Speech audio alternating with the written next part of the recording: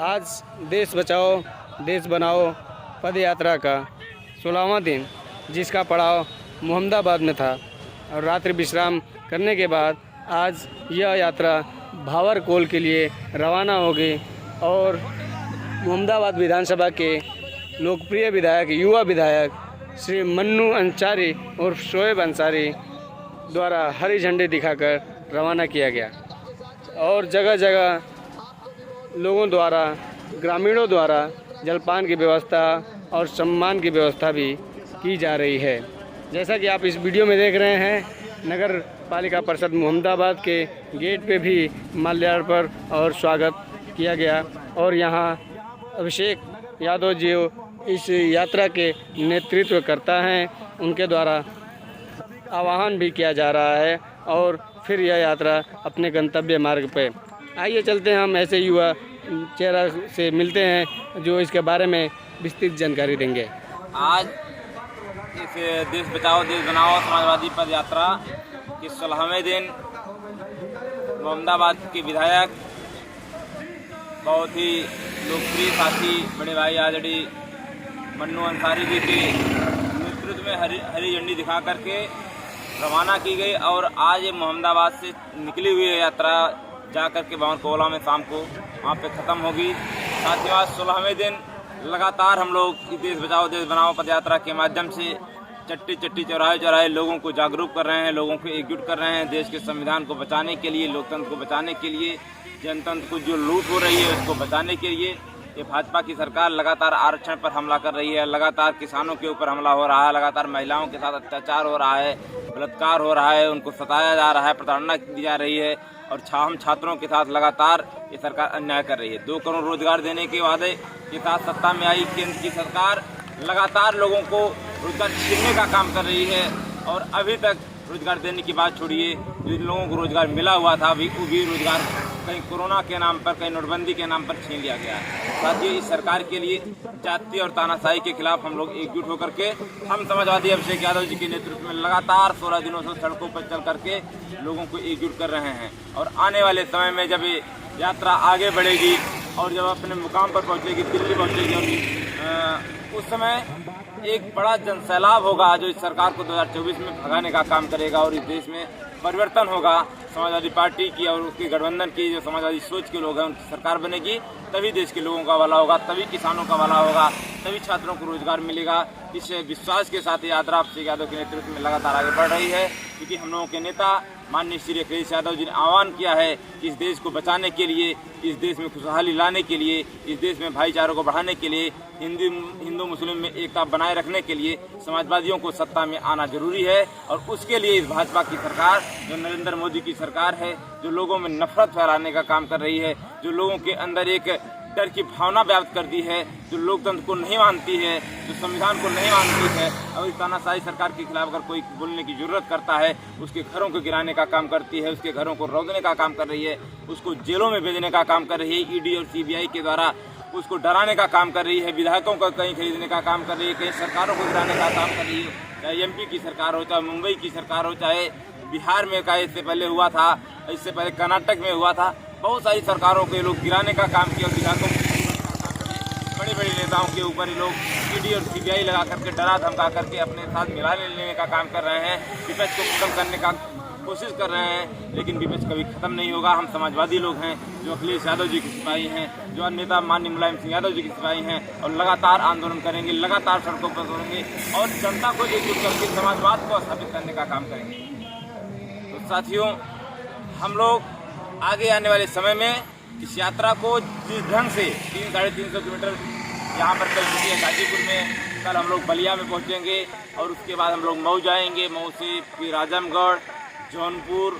होते हुए भदोही के रास्ते बनारस में जाकर के पहला फेज समाप्त होगा, दूसरा फेज फिर स्टार्ट होगा, फिर आगे लगातार निरंतर यात्रा बढ़ती रहेगी। हमारा जो मकसद है, हमारा मकसद है कि इस देश का किसान, जिसको मोदी की सरकार ने कहा था कि आपकी फसलों का जो लागत मूल्य है उसका दुगना आपको लाभ मिलेगा, हमारा देश का जो नौजवान है, जो सड़कों पर दर दर की ठोकरें खा रहा है, जो पकौड़ा तलने के लिए मजबूर हो गया है, जो ठेला खुमचा चलाने के लिए मजबूर हो गया है, वो एमबीए की डिग्री लेकर के, बीटेक की डिग्री लेकर के, एमए, बीटीसी, बीएड कर करके सड़कों पर चल रहा है, सड़कों पर आंदोलन कर रहा है और लाठियाँ खाने की। अगर सरकार से मांगता है कि हमको नौकरी चाहिए तो सरकार उनके ऊपर लाठीचार्ज करती है, उनको जेलों में भेजती है। अभी इन्होंने अग्निवीर ला करके हम युवाओं के साथ नाइंसाफ़ी की है। यहाँ तक कि सेना के नाम पर राजनीति करने वाले लोग सेना को भी बर्बाद करने का ठेका ले लिए हैं और उसके माध्यम से इस देश का नौजवान को कुंठित करने का काम किए हैं। इस देश में पहली बार हो रहा है कि किसी के माँ बाप पिता अगर नौकरी कर रहे होंगे तो बाद में रिटायर होंगे, उनका लड़का पहले रिटायर हो जाएगा। ऐसा पूरे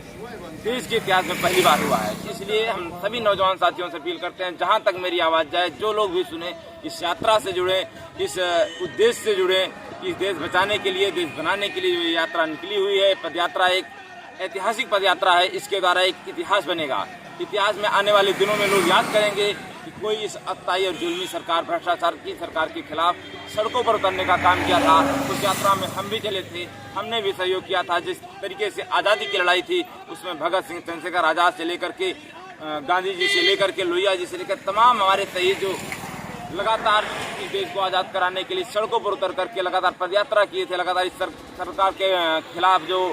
ब्रिटिश गवर्नमेंट थी उसके खिलाफ लगातार जन जागरण करके लोगों को एकजुट करने का काम किए थे। उसी तरीके से हम लोग भी इस भाजपा भगाओ अभियान के साथ इस सरकार के खिलाफ लगातार लोगों को एकजुट करने का काम कर रहे हैं, लगातार लोगों को जोड़ने का काम कर रहे हैं, दलितों को जागरूक करने का काम कर रहे हैं कि तुम्हारा भविष्य सुनिश्चित समाजवाद में है, तुम्हारा भविष्य सुनिश्चित है समाजवादी पार्टी में है और समाजवादी सोच के लोगों में है। क्योंकि भाजपा की सरकार नहीं चाहती है कि आपको आपका हक मिले। ये आपको हिंदू और मुसलमान के नाम पर, कभी मंदिर और मस्जिद के नाम पर, कभी गाय और गोबर के नाम पर उलझाने रखना चाहती है। ये आपको बरगला करके सत्ता सरकार बना लेगी। ये आपको झूठे झूठे वादे करके, बड़े बड़े वादे करके कभी कह देगी आपको 2 करोड़ रोजगार देंगे, कभी 15 लाख काला धन ला करके 15 लाख रुपए देने की बात करेगी, कभी ये किसानों की आय को दुगना करने की बात करेगी, कभी ये आपको राशन दे करके लोगों को बरगलाने का काम करेगी।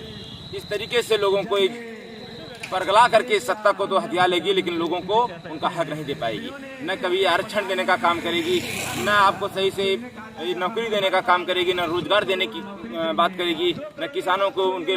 फसलों की लागत मूल्य देने की बात करेगी। ये आपको बिजली फ्री देने का वादा तो करेगी, लेकिन बिजली आप आएगी ही नहीं। ये कोई भी ऐसा काम नहीं करेगी जिससे देश के लोगों का विकास हो, जिससे देश आगे जाए। ये केवल नफरत की राजनीति करना जानते हैं लोग, केवल हिंदू और मुसलमान को आपस में लड़ाना जानते हैं और उसके नाम पर ये लोग देश की सत्ता में आ जाते हैं, प्रदेश की सत्ता में आ जाते हैं और लोगों के ऊपर जुल्म और जाति कर करके लोगों को डरा धमका करके इस देश में राज करना जानते हैं, लेकिन देश का विकास करना नहीं जानते हैं साथियों। इसलिए हम सबसे निवेदन करते हैं कि आइए इस जन जागरण से, इस अभियान से जुड़िए, इस पदयात्रा से जुड़िए। यात्रा कोई मामूली यात्रा नहीं है, यात्रा बहुत लंबी यात्रा है। इस दौर में जब चारों तरफ मायूसी है, चारों तरफ लोगों में डर व्याप्त है, चारों तरफ ईडी,